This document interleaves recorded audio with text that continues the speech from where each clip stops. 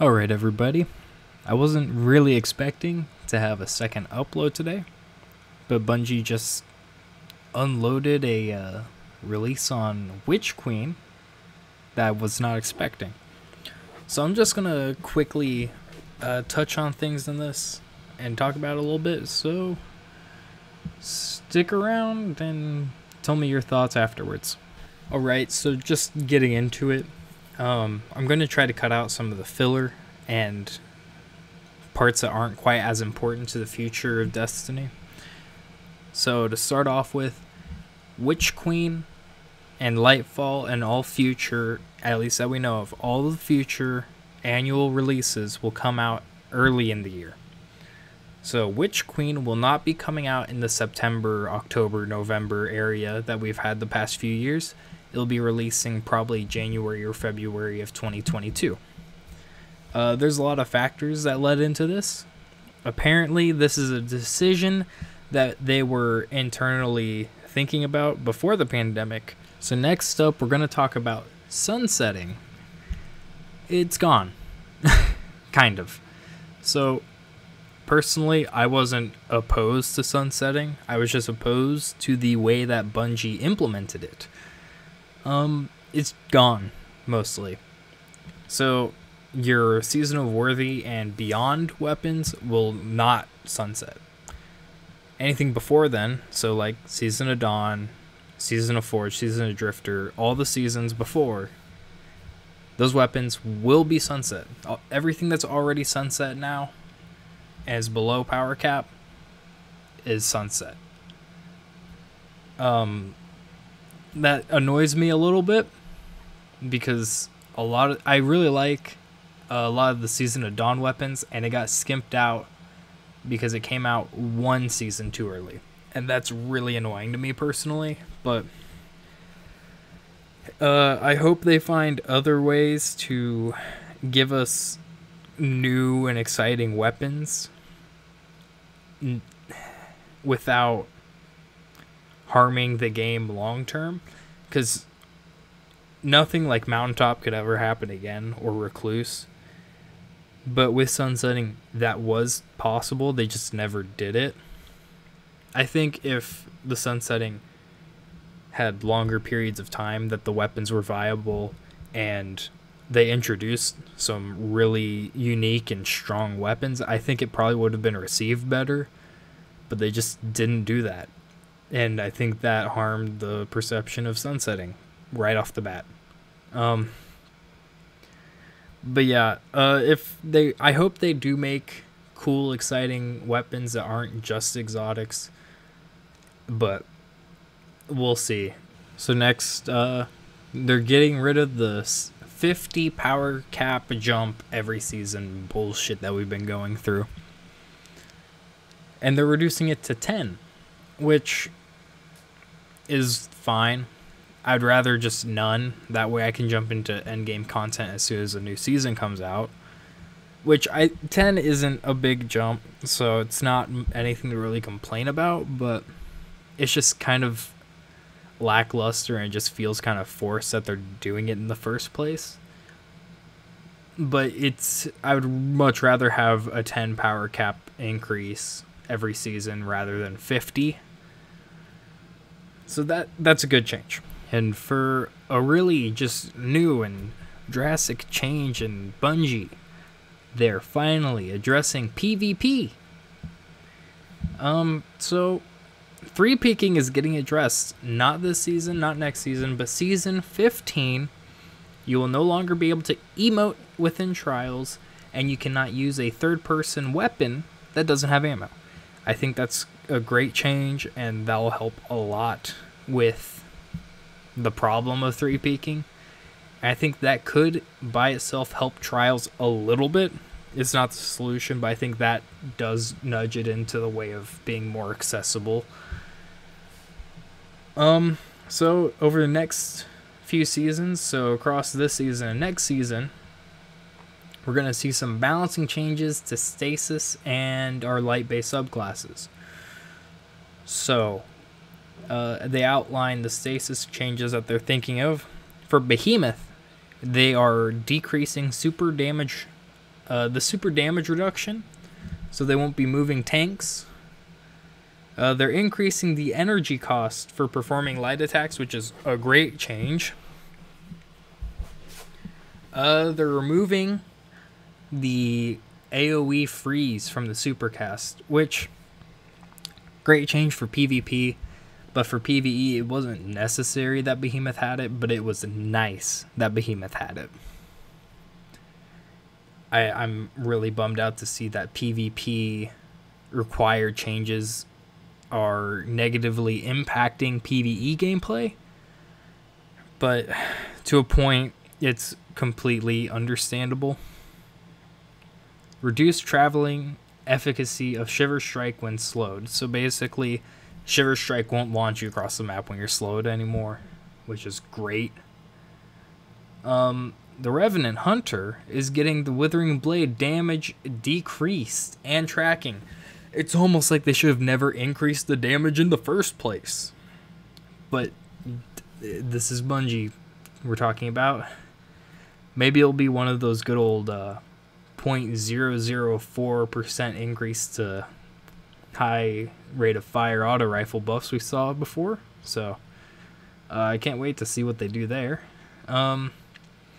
They decreased the stacks of slow that the Revenant can apply to targets, which is a great change. Being able to just throw your melee twice and instantly freezing someone, or dodging twice with 6th Coyote and instantly freezing someone is kind of ridiculous. So that's a good change to see. And they removed the damage reduction from Shatter Dive. There are other things you could do to Shatter Dive in addition to that, and it'd be a perfectly fine aspect still. You could remove the base damage to non-frozen enemies with it. That's a good change in my opinion. There's a few other things that I can't think of at the moment. Put a cooldown on it. But yeah, damage reduction being on, that's a great change. Don't get me wrong. That's a great change, and I hope that it's enough, but I doubt it will be. Shadebinder Warlock. It's not getting buffed, not getting nerfed, it's getting bug fixed.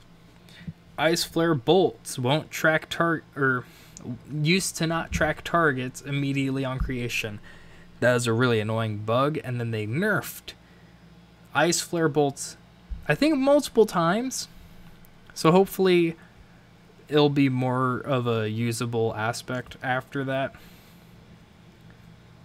And they fixed an issue where Shadebinder super projectiles just were not tracking until they reached so far of a distance. I've had that problem so many times before, where someone's just in my face and I try to use my super and it just goes right past them. So hopefully that fixes it. I'm holding my breath, but if it works, that'll be a great change. And then in general, they decreased crystal shatter damage. I would have also really liked to seen an across the board decrease in the freeze and slow durations. That would have been a great change for PvP. But apparently we're just getting decreased shatter damage, which is still fine. It's still good.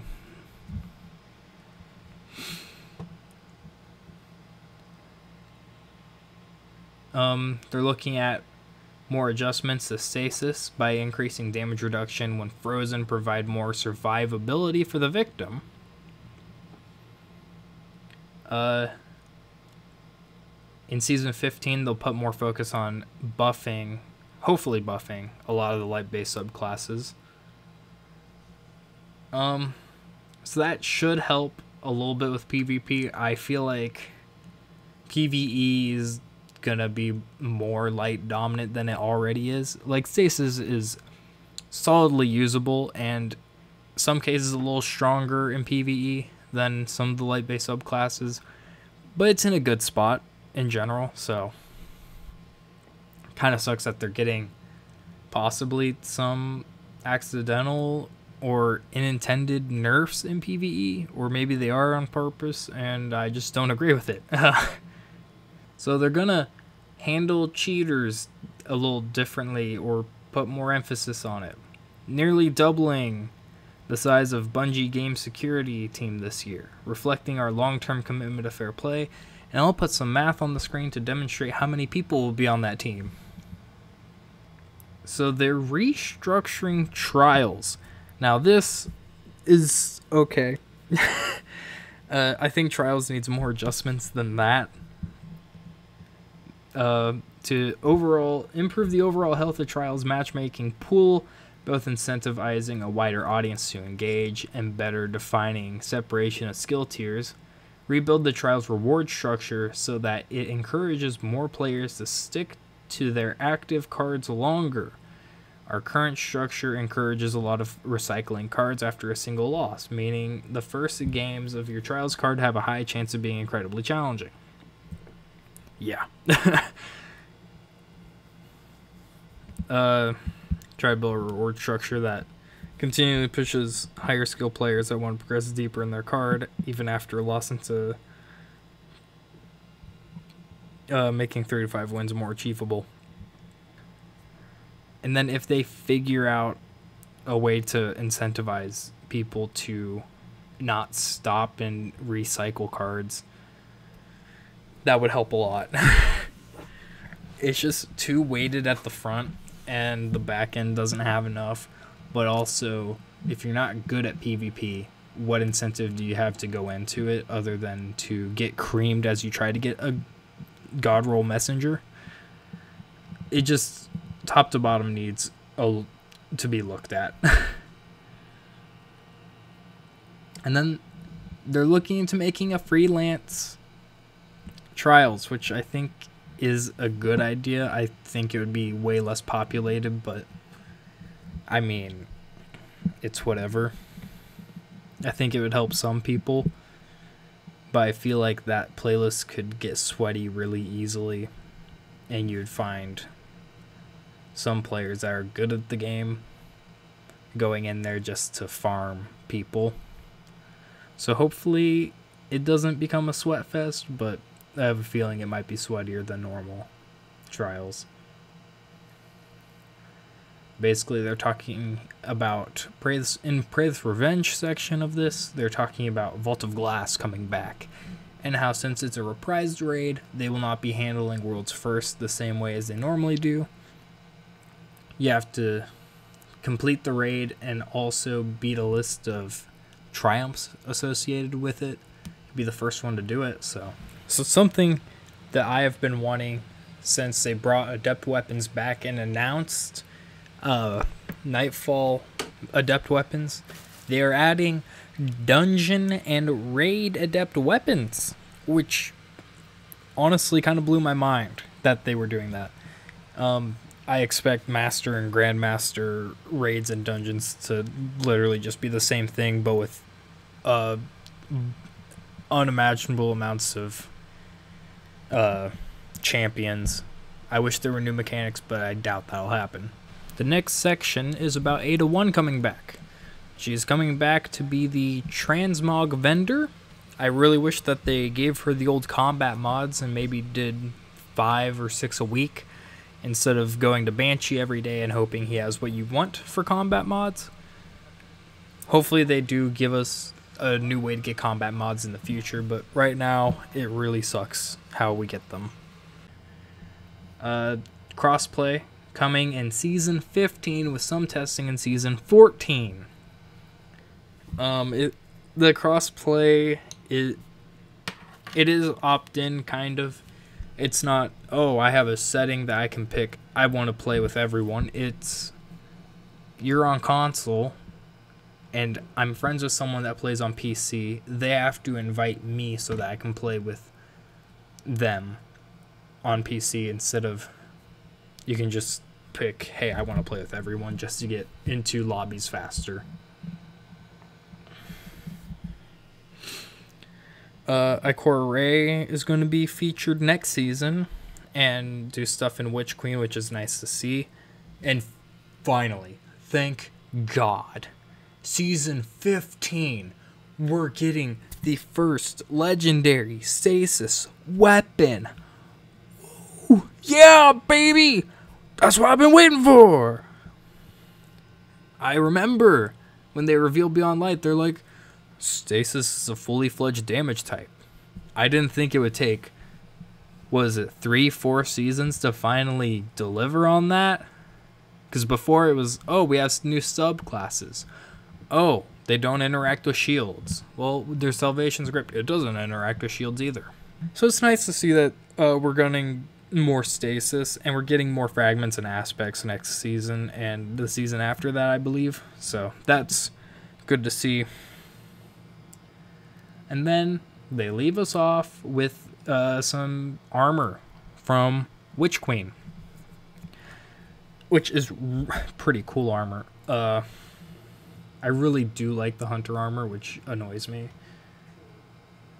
But I just want to take a second and look at the armor, because some of it, it looks like there's a D20 on the Hunter's boots, but there are definitely some 9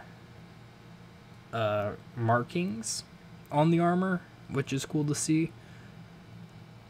But this Titan's chest piece, the like pattern on it, I'm not like a code breaker or anything, but honestly, that looks like there could be something in there. So if anyone out there, also, if you look at the shoulder pads, it's salt, sodium chlorine, NaCl. So that's cool. I'm expecting a Titan buff so they can summon more salt. But yeah, I think the new armor looks cool. There's some 9 symbolism in it, which is cool to see. The 9 are coming back in at least some amount. It also looks like there's some, like, not necessarily hive, but more like the Eris Morn type of markings where it's hive, but it's not the same as the rest of the hive symbols. It looks like, maybe I'm just stupid and I'm seeing that and I'm telling myself that, but I think it looks Eris Morn like, I guess. So yeah, that's about it for the Witch Queen talk that Bungie had today. So yeah, that's about it. See ya.